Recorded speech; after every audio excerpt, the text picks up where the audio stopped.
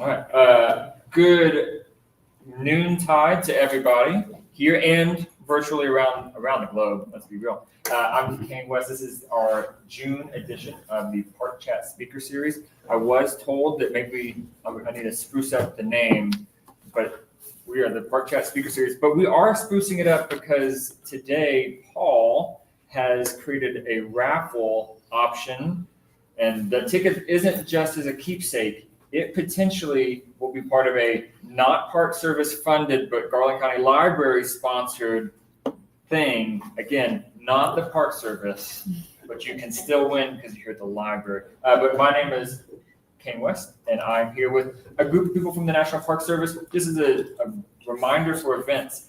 Hot Springs National Park will be hosting a free, community-friendly 4th of July event for America's 250th celebration of the Declaration of Independence, because we are the oldest national park in the United States, and so we might as well be the ones who are holding a big old shindig here in Hot Springs National Park. All right. That will not be the 3rd of July or the 5th of July, but specifically the 4th of July.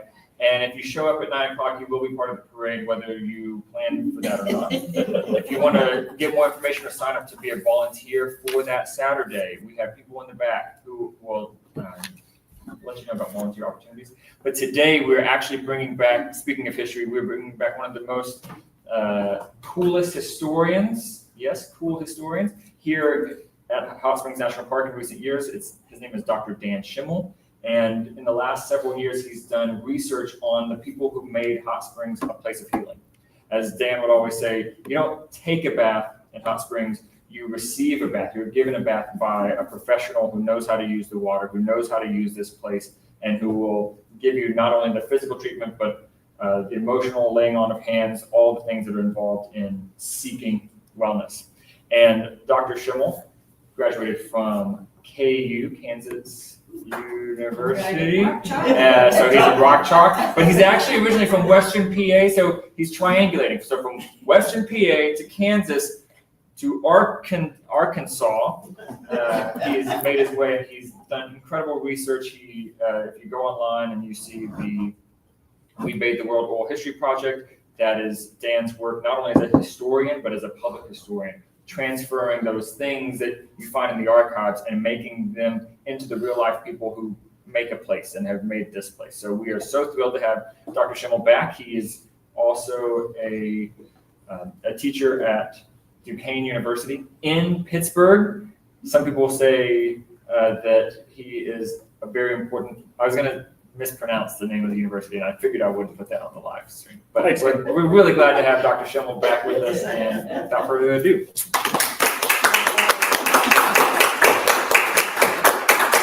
Hi, everybody. Good afternoon. I want to thank Kane. I want to thank Hot Springs National Park. I want to thank the Garland County Library for the opportunity to speak today, to share some stories, and to talk a little bit about the nation at 250 years old. That is kind of going to be the flow of the presentation. What we're going to do is I will specifically give us time to do a little Q&A at the very end. I know it's usually like a 45-minute presentation with 10 to 15 minutes of Q&A. So if you do have any questions, please jot them down, keep them in your head, put them on your phone, and I promise we will make time at the end to answer any and all questions you have, either the folks that are here in person or if there are any folks online. The presentation today is titled Laboring in a Land of Leisure, Black Workers, Hot Springs, and American History at 250. Quick little outline of just what we're going to tackle today. We're going to look at Black workers throughout Hot Springs history. We are going to do a very quick little look at enslaved and formerly enslaved workers, whether those are people that were brought here against their will or folks that after freedom decided to make their lives here in Hot Springs and build a legacy not just for themselves, not just for their families, but ultimately for the Black community here in Hot Springs, which I would argue is one of the most historic, prominent, and impactful ones in not just Arkansas, but across the American South. We're also going to look at all the folks that did arrive in Hot Springs. It wasn't just, the crazy amount of patients and patrons that visited Hot Springs that we get. We usually see all the movie stars, all the famous folks that came to Hot Springs, and that should be rightfully celebrated. But as Kane mentioned, the people that are administering these baths also have incredible histories on top of it. Their 9-to-5s, honestly, their sun up to sundown jobs in the bathhouses were constant. They were the face of the bathhouse industry, and they were meant not only for their own pride in their jobs, but for the professionalism that they brought to the bathhouses. They almost disappeared. They moved into the background of a lot of postcards, of a lot of photographs, but outside of their jobs, they lived extraordinary lives. Part of the things that we're going to talk about the second half of the presentation is workers' rights. This is something that pops up across the spectrum in American history, whether it is steel workers, like where I'm from in Pittsburgh, whether it is women garment workers, whether it is seamstresses in Lowell, Massachusetts, whether it's bathhouse attendants in Hot Springs, Arkansas. These are big themes that happen across American history and big themes that happen even today. Workers continue to try to fight for, if it is union work, they try to fight for their say, and they try to fight for living wages on a day-to-day basis. That happened right here in Hot Springs. And then lastly, the last little bit we're going to do is just take a really big, zoomed out, 40,000-foot view of Hot Springs, but also American history. The folks in this room, I'll mention at the end, I'm kind of preaching to the choir. You folks have come on this very muggy day to the library to learn a little bit about Hot Springs history, but it's a chance to just remind not just us, but the folks we talk about and talk with in the next week and a half, what's America 250 mean? What does our 250th anniversary mean? And not just that, we're going to have, if you think about it, a lot more 250th anniversaries in 2028, in 2029, in 2030. And before we all know it, in 2032, Hot Springs itself is going to have their bicentennial. And so this is a chance to have that kind of historical conversation and have those thoughts as we move through. So we're first just going to talk about enslaved workers and enslaved people. We are obviously in the American South. This is a long history, and Hot Springs is not immune to this history. For the audience, anybody know who that person is?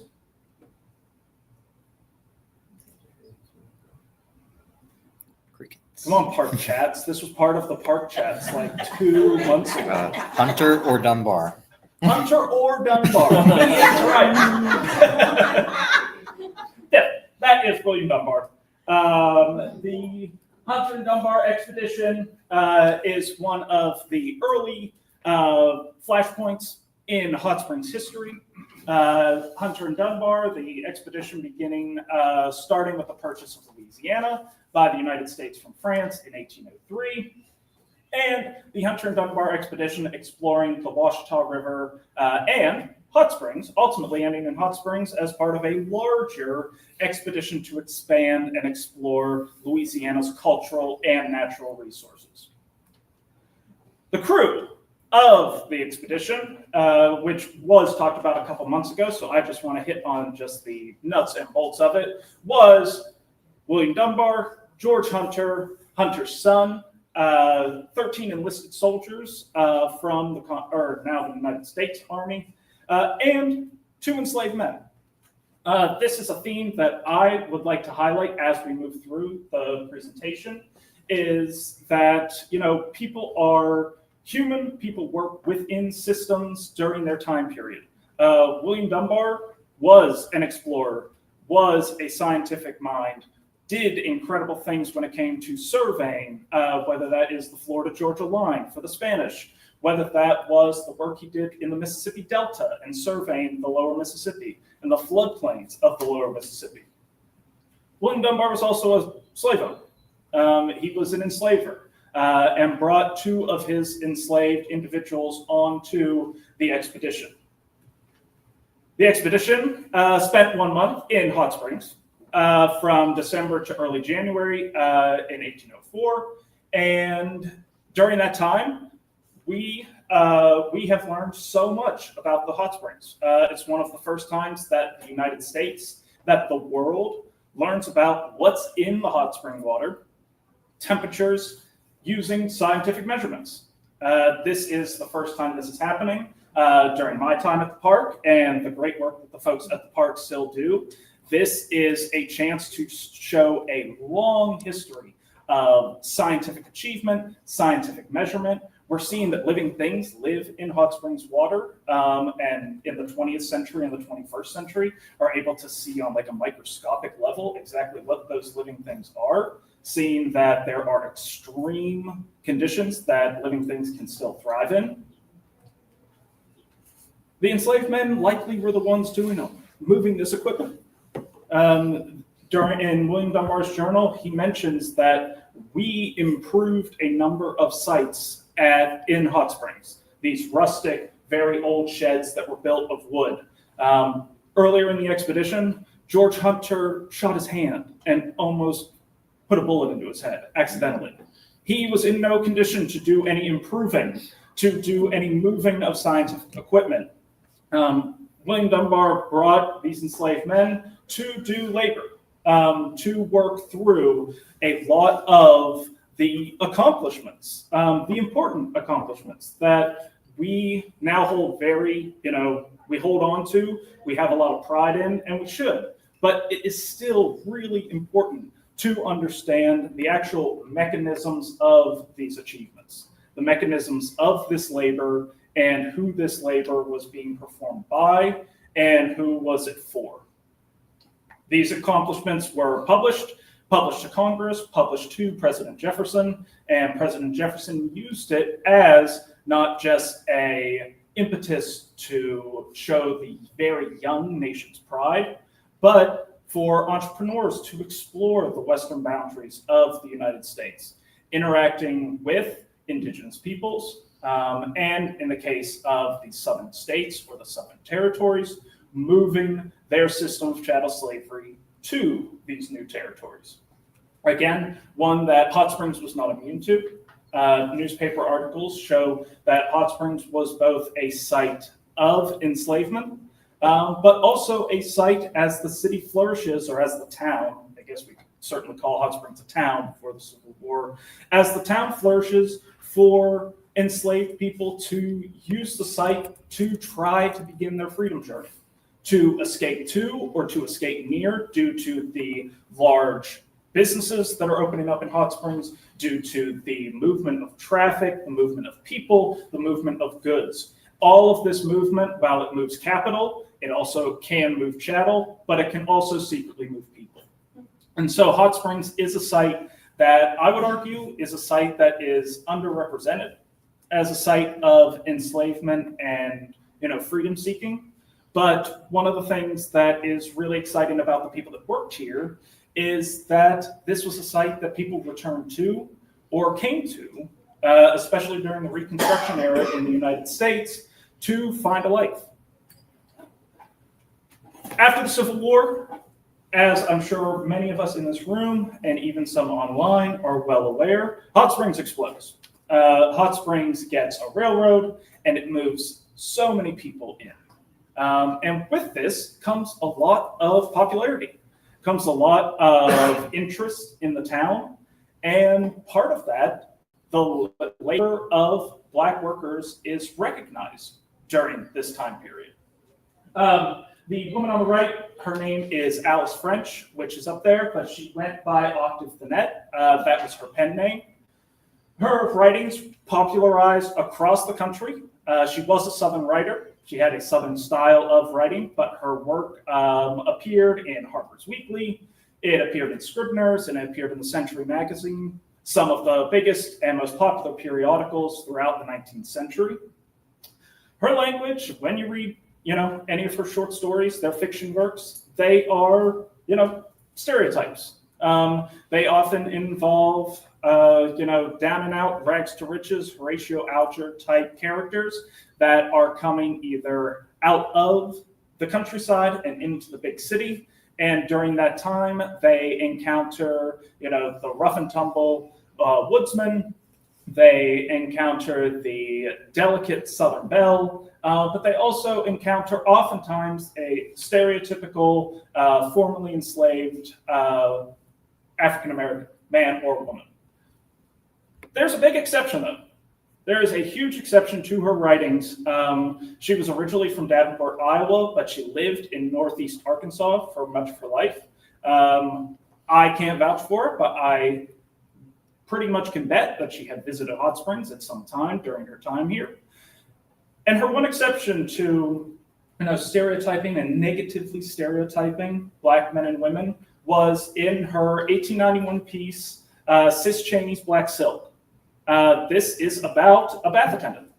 It's about a female bath attendant named Dozier, and the quotes above show, how Dozier was seen from the characters in the story. She was a bath attendant, large, strong, but was able to have an experience with white patrons that was intimate, that was delicate, that was trustworthy. All of this moves around, and the story moves around the death of a family member in Dozier's house, and how the community and how the family is able to come together around keepsakes throughout. The quotes that I put up are selective. I selected them for the argument that I'm trying to make, but the story is really impressive. It goes into not just the kind of woman that Dozier was, but it highlights the kind of work that bath attendants were doing already in the 1880s and the 1890s. They talk about how much money she's making already. This is a theme that pops up time and time again, and it's what draws so many people to Hot Springs, is this opportunity to try to make a living, and to try to make a living in a very intimate setting, one that is still laborious, still intensely tough, really hot, really humid, moving people around. But it's still a service industry, but it's a unique kind of service industry.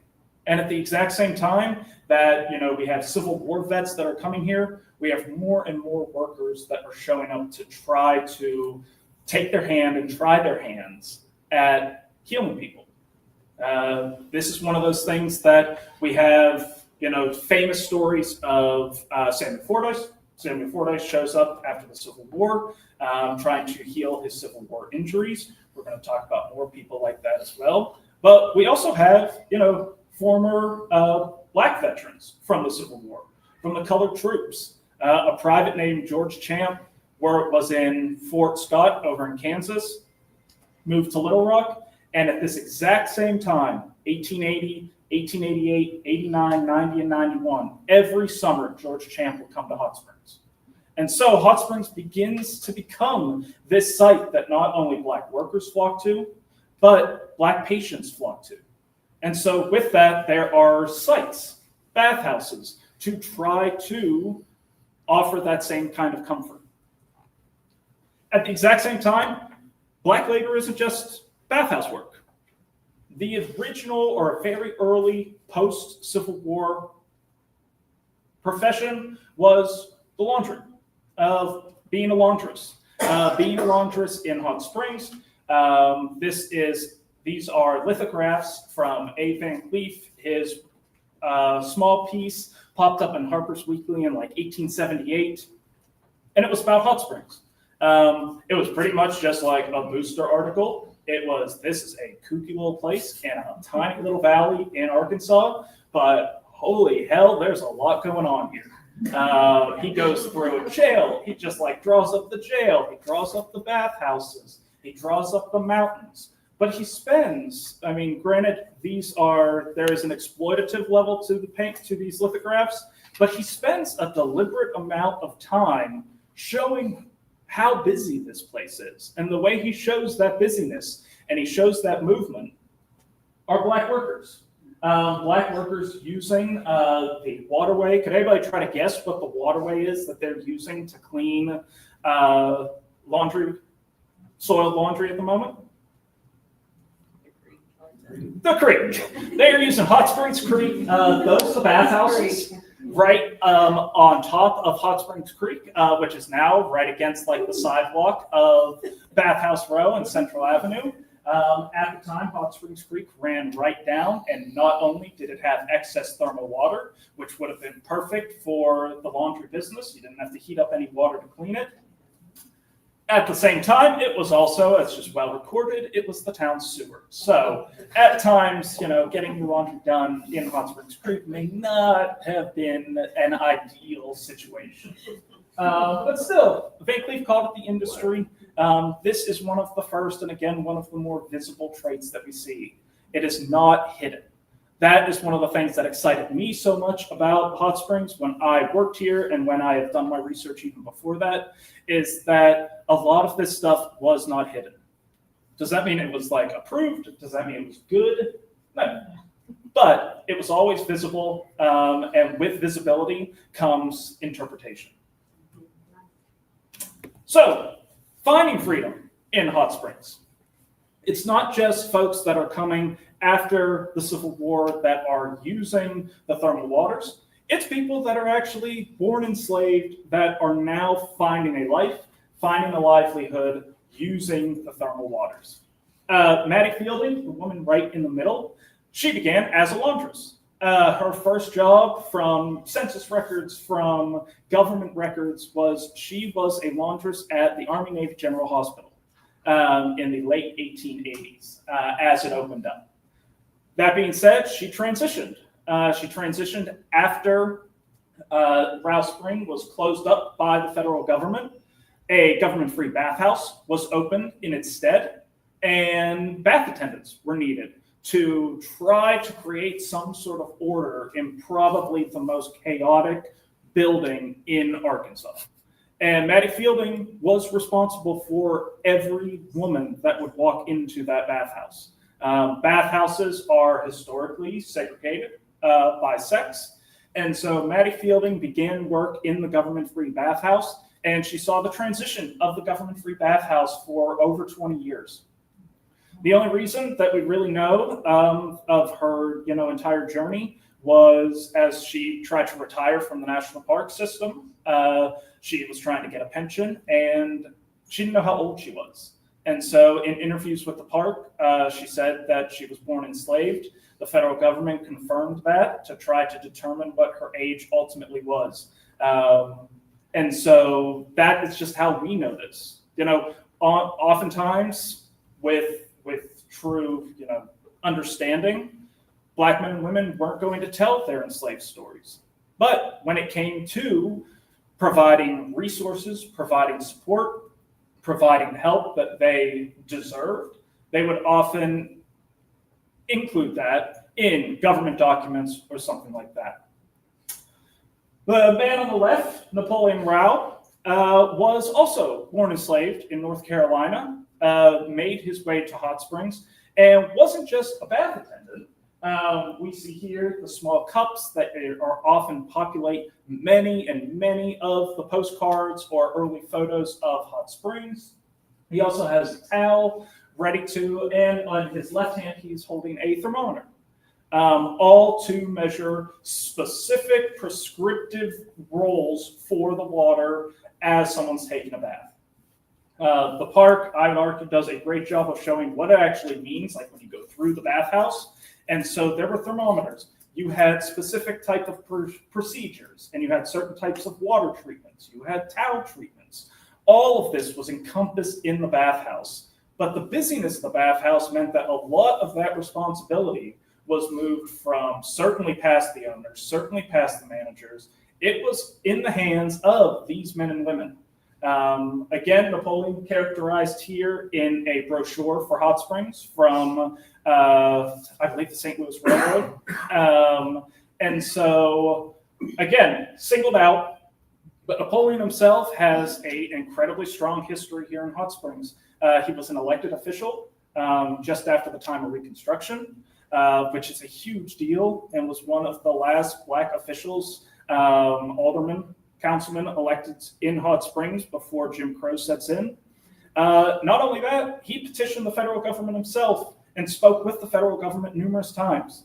a formerly enslaved man speaking directly to the federal government, petitioning the Department of the Interior to try to get a black bathhouse, speaking on, quote, behalf of his people to try to have this bathhouse. And not only that, testifying before Congress in 1884 about the conditions in a bathhouse and what bath attendants are ultimately responsible for in the bathhouse. Again, speaking to federal officials, but having these hearings took place, I believe, in the lobby of the Arlington Hotel. And so these are not secret. These are not hidden meetings that are going on. This is individuals, black and white, dozens that are speaking on behalf of themselves and the town to try to better it in the 1880s. And then the man on the right is Jesse Smith. Jesse Smith, similarly born enslaved, came to Hot Springs, and from all I can tell from my research, he had an axe to grind, and rightfully so. Man was ready to try to change things in Hot Springs. Had a big old family that I'll talk about in just a sec, but Smith began as a bath attendant.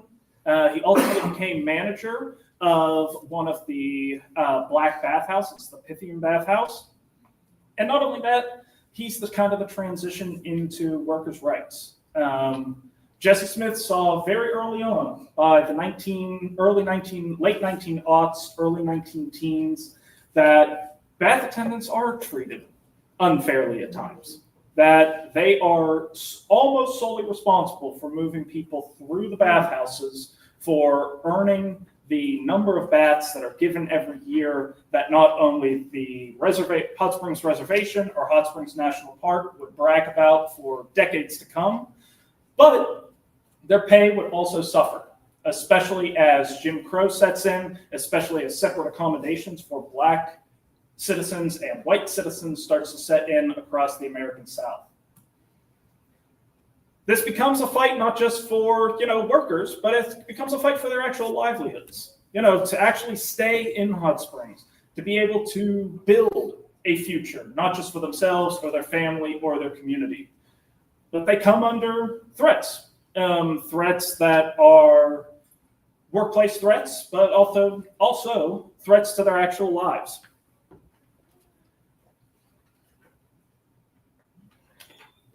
A huge way that workers tried to rectify this was through strikes. And one of, at least on my research, the first strike that takes place in the bathhouses takes place right here in the bathing industry in 1904. In December 1904, at the Maurice Bathhouse, William Maurice fires a bath attendant and attempts to replace him with a white attendant. This would have been the first or a first for the industry. This was not rare. In fact, Hot Springs is the exception on workers in bathing bath or medical bathhouses, sanitariums, etc. If you do the same kind of research that I do for Battle Creek, Michigan, for French Lick, Indiana, all of those attendants, all of those massage therapists, they are all white.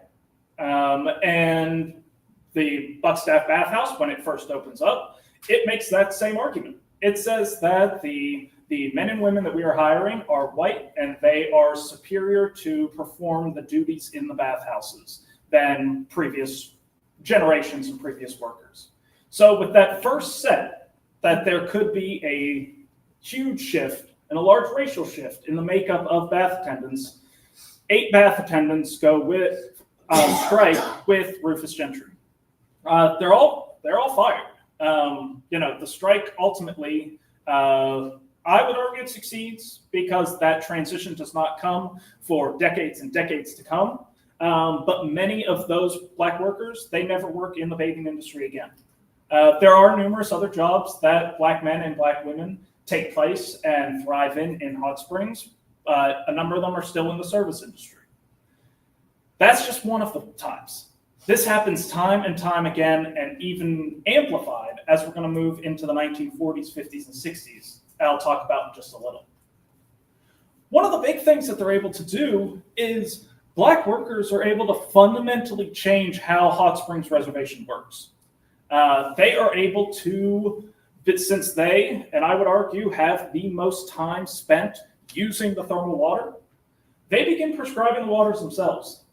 For us that are unaware, anyone online that's unaware, when you came to Hot Springs, you got a prescription. Just like how your doctor gives you a prescription for aspirin or for pain medication nowadays, there would be a doctor that you'd walk into and they would hand you a prescription and it would tell you how many baths you're taking, how hot it's going to be, if you're getting jets of water shot at certain areas that we don't have to talk about here. All of that takes place with a prescription. Oftentimes, bath attendants would disregard that and they would offer their own treatments. And with successful treatments came increased tipping, came a better reputation for a bath attendant, and this information made it into the newspapers. And during a time when physicians in Hot Springs were being attacked as quacks, were being attacked as snake oil salesmen, they made a concerted effort to professionalize themselves and to professionalize Hot Springs Reservation. And so that came with rules and regulations that only physicians, and not only that, only registered physicians could actually prescribe the waters. Not only that, bath attendants who had moved and started to create generational understanding and started to pass that knowledge from parents to children, to nieces, to nephews. The first medical director that came to Hot Springs in the early 1910s created an exam for bathhouse employees that they needed to learn how to read in order to pass these exams. That's a big shift. The knowledge that you can gain from hands-on experience that I'm sure all of us are well aware, you don't always find in books. At the same time, having that medical knowledge is seriously important, especially as more and more sick people are coming as a last resource for healing in Hot Springs. So it is not as though the Black community just, bows their heads and, resigns themselves and these employees resign en masse. God no. What they do is they open up the local high school at night and teach folks how to read and teach folks how to write day in and day out in order to pass these exams. Langston High School, they open it right up. It makes it right into the paper. In the Hot Springs New Era, there was for about 5 years, the principal of the high school had a little blurb. It was called, News About Colored People. And during this time, Frank Long would let people know, anyone that is interested, future bath attendants, there will be classes on physiotherapy, on anatomy taking place at Langston High at night. African Americans still face physical threats even as they're doing all of this work. Hot Springs has a history of lynchings in 1913 and 1922. So the threats to Black men and Black women are still real. They still face these, and not only here in Hot Springs, but of course across the American South. And so throughout all this, with that kind of weight heaving on people, they're still able to build lives for themselves and their families and moving forward. Jesse Smith himself not just cares about the rights of himself, he cares about the rights of all the workers in Hot Springs. He is one of the first people to actually create an association, to try to create a union. It's the inkling, it's the first breath of a union for bathhouse workers. And while this is a little tough, I will read it for everyone. And if folks can't see it online, this is from almost an op-ed that he wrote in 1911 for a petition that almost like a tax that Hot Springs is going to have to get another railroad to come to Hot Springs. So it's asking folks, pay a little more, and that will bring a railroad in. That will make Hot Springs more successful. And Smith, in part, replies that the railroad is saying, Mr. Colored Man, you must come forward with your pledges, but if you ride, you must pay for first-class accommodations, but take your seat in a Jim Crow chicken coop with no semblance of, quote, equal accommodation. The question naturally arises, why do they subscribe under such unfavorable circumstances?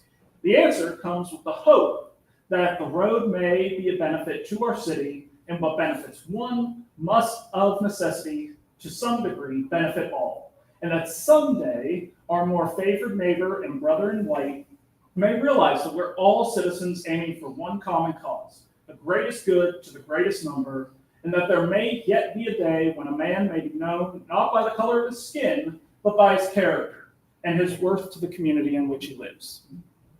Written 52 years before Dr. King had a very similar stance at the foot of the Lincoln Memorial.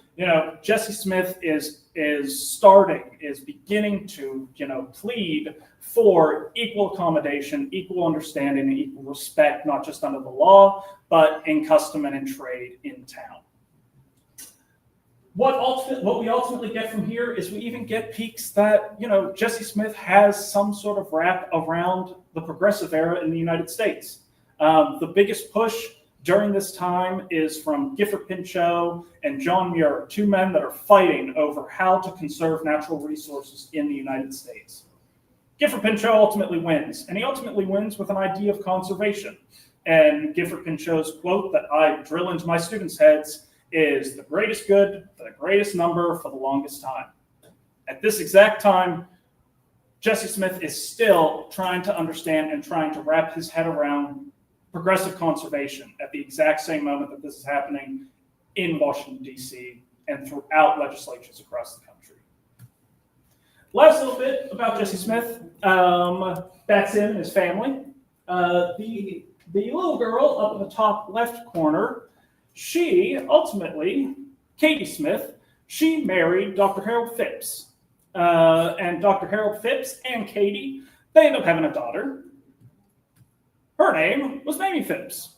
And Mamie Phipps married Kenneth Clark, both psychologists who did incredible and important psychological work using dolls to test the apathy and empathy that children have for their ultimate classmates. This work was used as foundational empirical evidence in a court case in the 1950s called Brown v. Board of Education, coming down that segregation in public schools had a detrimental psychological impact on children and was huge in overruling segregation in our schools. And so I just, I get to picture, and I hope that you can just picture, an angry ass Jesse Smith yelling at family get-togethers and his granddaughter, or his daughter, passing that same sort of energy, that same sort of vigor to his daughter, and her mother passing it to her daughter, who ultimately makes historic change in U.S. history. These workers are seen across the board and across the country. This is not just happening in bathhouses on Bathhouse Row, but it's also taking place in the Black-owned bathhouses. The Pythian, the Woodmen of the Union, which will ultimately in the 1940s and 50s become the National Baptists, which is still standing over on Malvern Avenue. What we see here is this is a copy from Ebony Magazine in 1949. What we see here is a whole span on hot springs, on what hot springs can do, why folks should come to hot springs, even in the 1940s. By this time, hot springs is a hotbed not just for, it's starting to wane in the post-war era, but at the same time, for the black bathhouses, the 1940s, 50s, and the early 60s are the high point. This is as black baseball players are coming to, as the Negro Leagues or as the Major League Baseball is integrated, more and more black baseball players and athletes are coming to hot springs, less so for their health, more so to just enjoy Malvern Avenue and everything that it offers. But again, we see the visible of black workers, front and center. The man that is giving the massage to our fellow laying on the mat is Erskine Bottoms. He is the father of Timothy Bottoms. If you guys go to the national park, Timothy Bottoms was a chiropodist, he was a foot specialist, and he worked in the Fordyce bathhouse. The park has done a great job for a long time showing the workspace of Dr. Bottoms, and his dad was a massage therapist in the Pythian bathhouse for decades. We see folks that are being administered the waters on the bottom right, as well as the pack room itself. And so this pops up across the board and shows, again, Hot Springs as this site of successful Black work. This copy of Ebony, the article that is right before it, is a whole spread and a whole article set just for Eve Herb-Jones. And the photos in it are absolutely incredible. It is literally just her sitting in a classroom in med school surrounded by a bunch of white guys. And she's just working her ass off. So it's really great. And so this, again, these are two articles about folks from Hot Springs or dealing with Hot Springs stuck right in the middle of Ebony magazine, the largest red magazine in the country. So what does this all mean as Bathhouse Row starts to decline? Well, I was actually just talking to Kane about this, today or yesterday, is at the same time, and this happens a lot in union stories, at the same time that organized labor is able to fight for living wages and trying to fight for exactly what they're trying to get, those successes can come at the downfall of an industry in general. I argue that's kind of what starts to happen here in Hot Springs. For nearly 20 years, bathhouse workers did not get a raise. For every bath they gave, they made 20 cents. From 1928 to 1944. That part of that drives, getting people in and out of that bathhouse, being efficient, being damn good at your job, and make sure people come back the next day for their 21 baths that they're signed up for. During World War II, the federal government comes in to have a couple questions for Hot Springs National Park just to make sure, are these people, how do these people get paid? And so there's a long process that takes place even as, the United States is fighting for freedom in the European and Pacific theater. Domestically, they are trying to find out, exactly what these wages mean for these people. Ultimately, they find that there should be an increase for bath attendants. And the helpers that help them through the day. That does happen from 1944 to 1957. Bath attendants continuously negotiated for 400% increase in their pay, for now making 80 cents per bath. Bathhouses themselves, the same way that we hear today about tariffs going on in the United States. What happens when import costs rise? Oftentimes, companies are going to push some of that increase onto consumers. That's what the bathhouses did, and I don't, judge them for it. It makes sense. They are going to increase their rates as well. And so as their costs increase, they pass some of that onto the general public. 1944, a full schedule of baths, this is from the Fordyce, was $23.25. By 1957, after that increase, there was a 71% increase in taking a full bath to $39.80.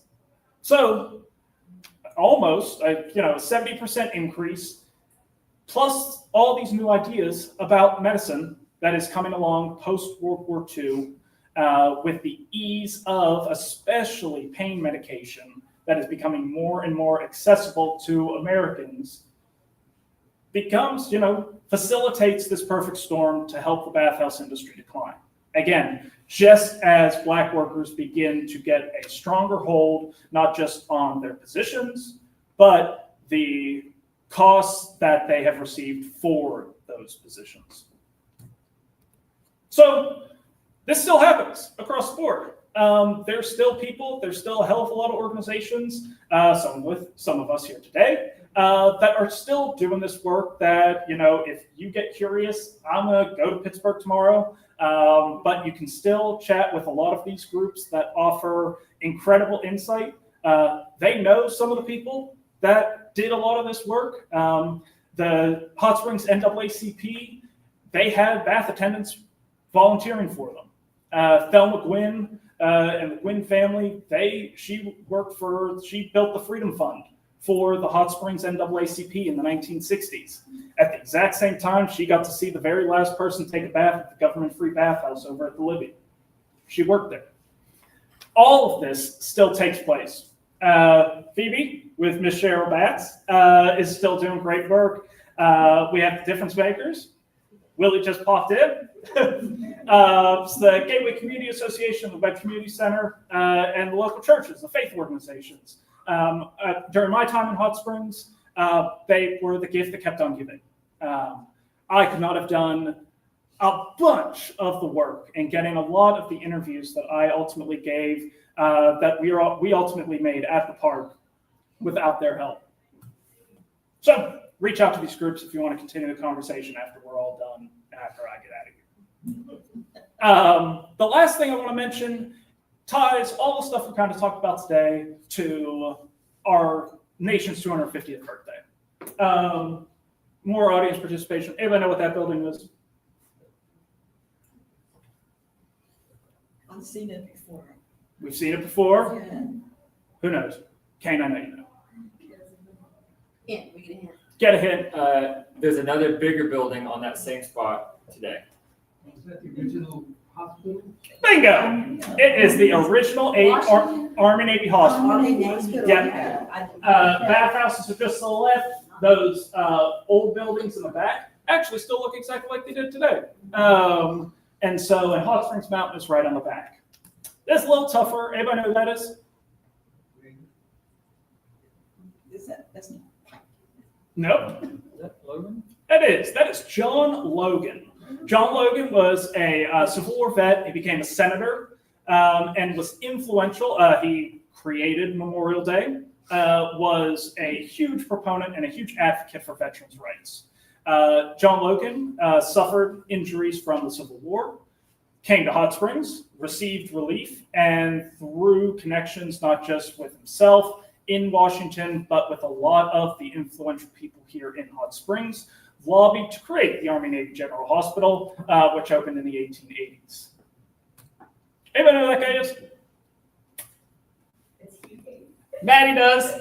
Maddie does. She says it's Hugh Hayes, and she's totally right.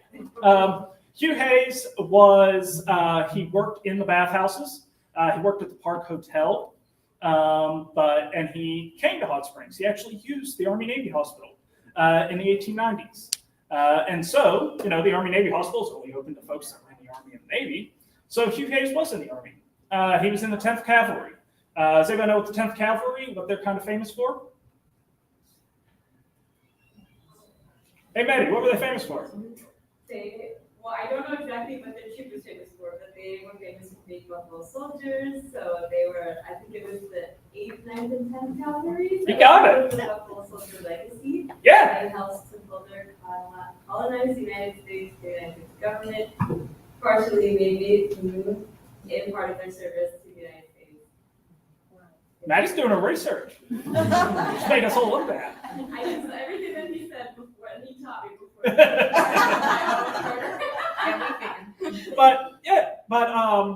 But the Buffalo Soldiers were, it was a segregated regiment in the U.S. Army. And they did a lot of their work out in the West. They were some of the very first protectors of our national parks in places like Yellowstone, Yosemite, even Glacier National Park. Hugh Hayes was trained by General John Pershing, who led the expeditionary forces in World War I. And so before all of his time in Hot Springs, he was a Buffalo soldier. He got hurt. That's why he ultimately went to the Army Navy General Hospital. He ultimately did not fight in the Spanish-American War, but his regiment, the 10th Cavalry, served right along the Rough Riders with Teddy Roosevelt in Cuba. So this is just a chance for the nation's 250th birthday to show that there are multiple stories that we get to tell, depending on the perspective that we look at. The John Logan story is a beautiful story. It's a story about veterans' rights. It's a story about building an institution that is kind of sort of still standing here today in Hot Springs. At the exact same time, we get to tell a wider, more inclusive story if we get to look at kind of a granular level, and we can tell a story about Hugh Hayes. And it's not like these stories like diverge. It's not like they're in two completely different places. And I say that because this is a mausoleum for John Logan. It is in the National Airmen and Soldiers Home Cemetery in Washington, D.C. It's a great little mausoleum. Him and his wife are hanging out in there now. There's a little plaque for Memorial Day right there. And it's a beautiful little structure. And there's the back of the structure. So you might say, like, Dan, why the hell did you show the back of this structure in a crappy, grainy photograph? Well, that's the back of John Logan's mausoleum. And the reason I show that is because about 150 yards away is Hugh Hayes. He is buried at the exact same cemetery that John Logan is, as part of the 10th Cavalry, fighting during the Spanish-American War. And so these stories are not divergent. In fact, they just tell a big story in different ways. So the last picture I have is this dumb little, looking cone. And all this is just a reminder about, this is how I like to teach American history. If we look at America's 250th birthday, we are going to focus, and we should, on July 2nd and July 4th, 1776, when the Declaration of Independence is signed, and then there's a big parade for it, and everybody's cheering in the streets. If I'm from Pittsburgh in July of 1776, there's no story. There's no revolution. If you just focus on what happens in Philadelphia in 1776. If we're here in Hot Springs is still in Spain. Hot Springs is still part of Spain in 1776. But that's if we just take that little pink narrow view. If we just focus and say everything else is crap, everything else we don't need to focus on, let's just focus right on this. Let's focus on the good things that these people did at this exact point in time.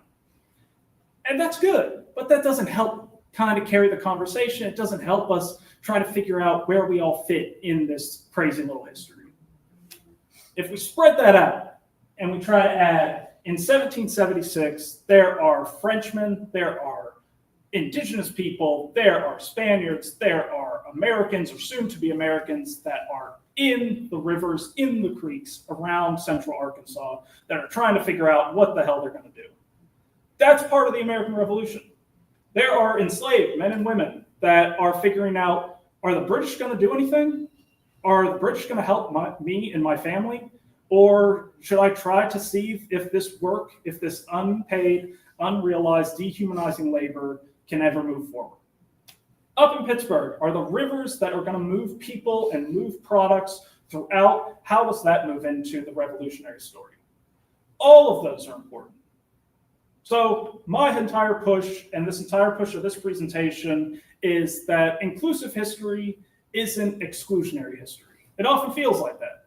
It's when we try to say, let's include everybody, you're not focusing on anything else. Inclusive history expands history every single time. It offers different perspectives for different moments in time, and we get to share that time and time again.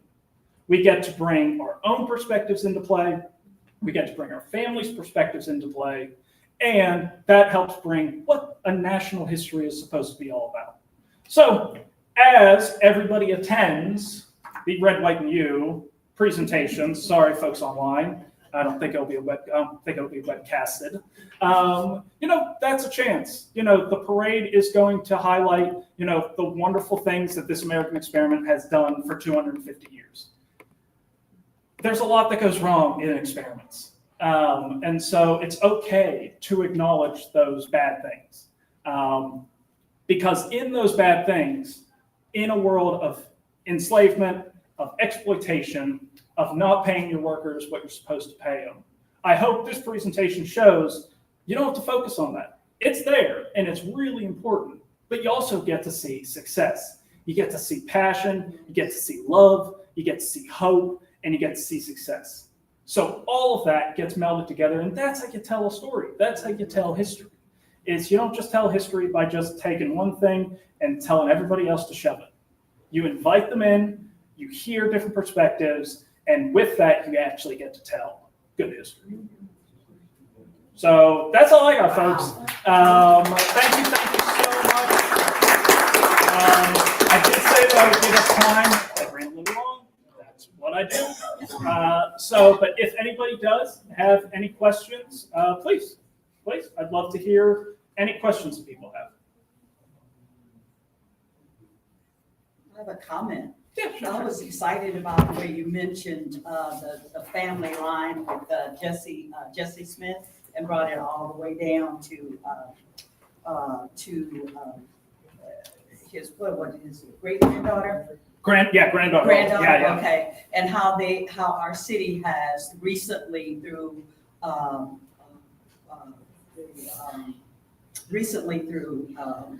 Jean Lacefield brought out the home is still here that, she was raised in and that.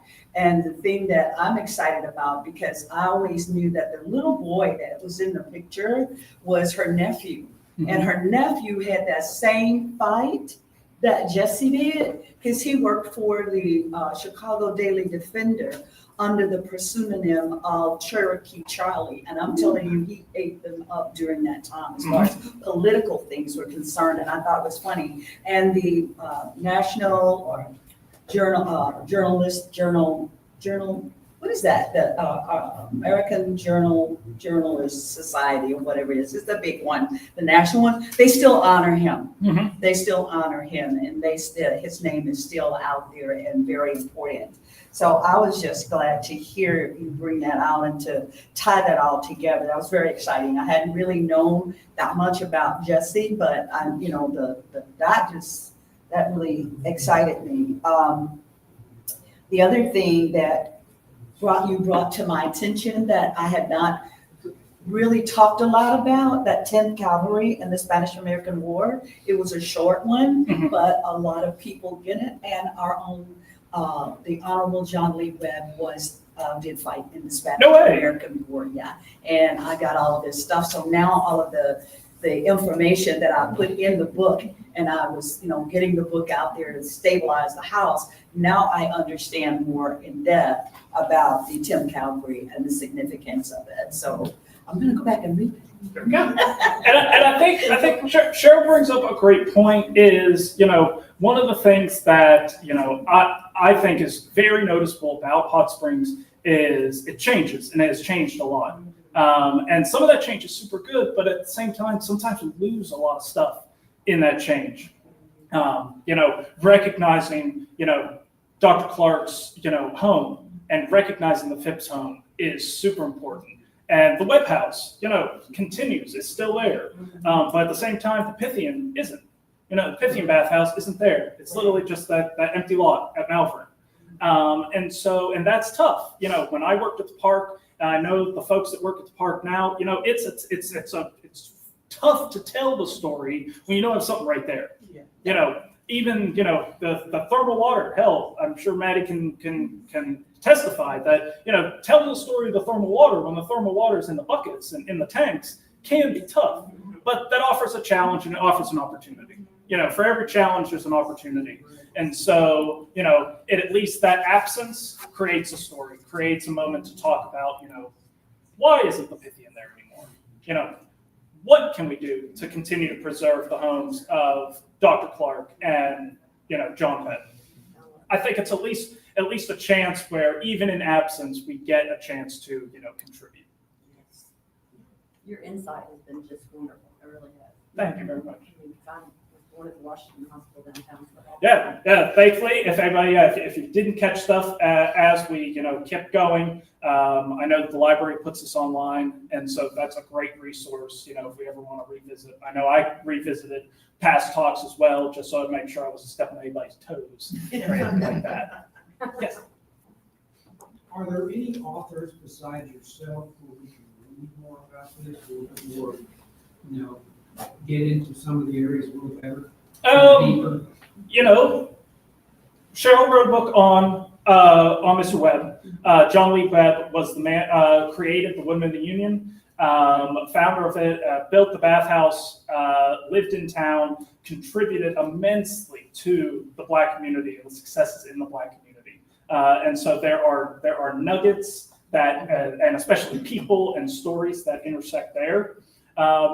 outside of that, it's a reason why I really enjoyed the research so much is because there has not been much. The work that Cheryl has done, the work that the Historical Society has done in uncovering individuals, it just takes a lot of work. It takes a lot of time. It takes a lot of, even nowadays, it's even money to try to, give yourself the time, give yourself the resources to connect those stories. To provide context for what's going on. Telling a story is super exciting, but providing context to it, that brings a lot of people in. Yes. Talking about Context, just hot springs is fun. Yeah. That's why I'm here. But creating a story that touches the entire nation. That happens, and I hope that some of the examples today provided that happens in Hot Springs. It takes time, it takes resources, and that's why at least the groups, organizations that I put up there, they can and continue to do a lot of that work. Yeah, Betty.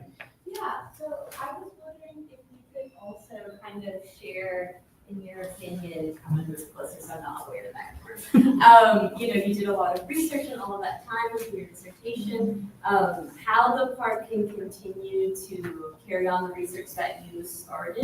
Sure. And how you would imagine a good place would be for the park to start and continuing to create spaces for the community to be centered and involved in that as well. Yeah, sure. The nice part is I get to speak as an individual now. I don't have to speak as Ranger Dan.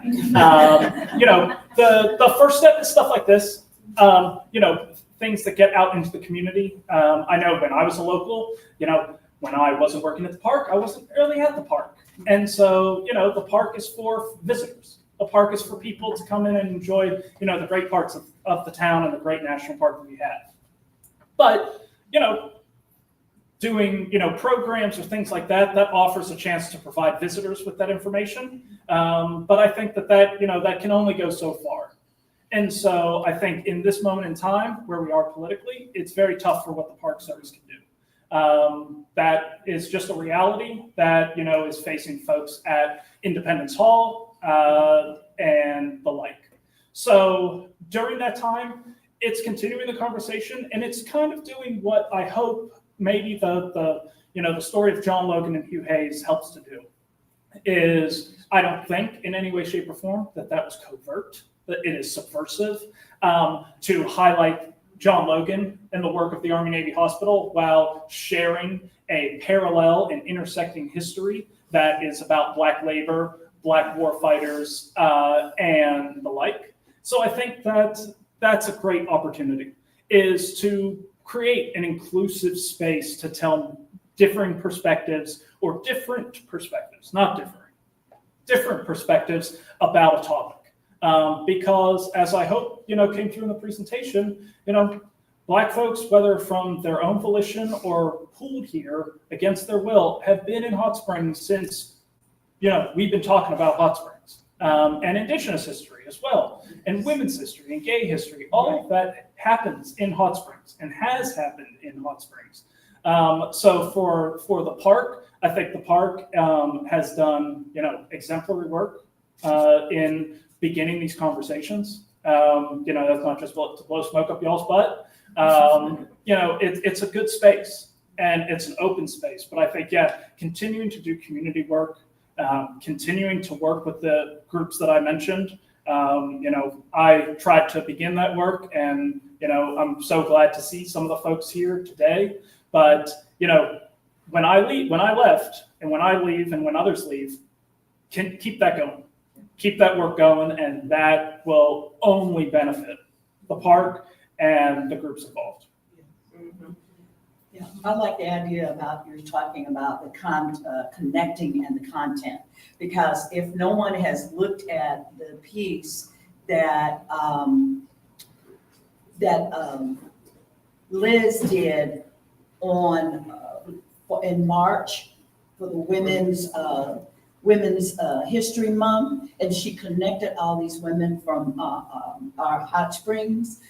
That was the most amazing piece of work that picked up content and context that I've heard. We cried because she went deep enough to get information on all of these women, and she didn't get all of them, but just enough to show that these women were the backbone in Hot Springs. And a lot of the connecting things that we're talking about today, went on where there were women behind the scenes. And then if you overlay that with the fact that it happened during what we call the settler time, where times were very difficult for women to step up and just say, I am a woman. I mean, like, no, really? So that's another layer to me of what you're talking about in terms of just how great Hot Springs really was. I mean, I had no idea. We went and sat there, and we love crime because, we're not talking about all Black women, we're talking about women. Yep.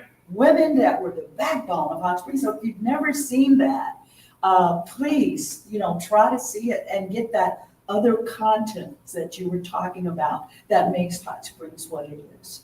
Another perspective. Just another Exactly. perspective. Yeah. Well, sorry to make you cry today. Yeah. Liz is good. It should be Liz stirred up is a few good. things. Yeah. Sorry to make you cry. That's all right. Next time, it's just all water.